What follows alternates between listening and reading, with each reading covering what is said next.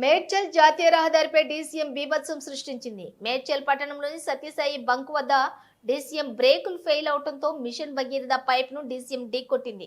దీంతో machine Bhagiratha pipe పగిలి నీరు వృధాగా పోతోంది. మేడ్చల్ జాతీయ రహదారిపై రోడ్డు వెడల్పు పనులు జరుగుతూ ఉండటంతో డీసీఎం ప్రమాదంతో ఈ కిలోమీటర్ల మేర భారీగా ట్రాఫిక్ జామ్ ఏర్పడింది.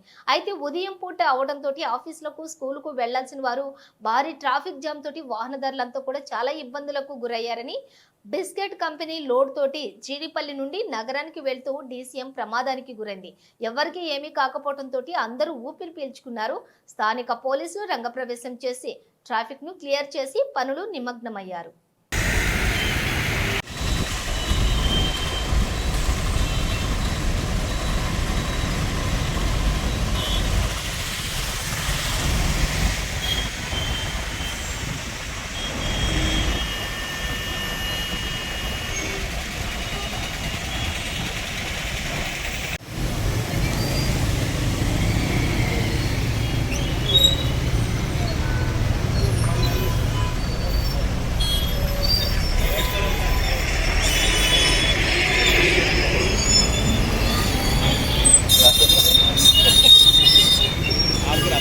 మంచిగా చూడు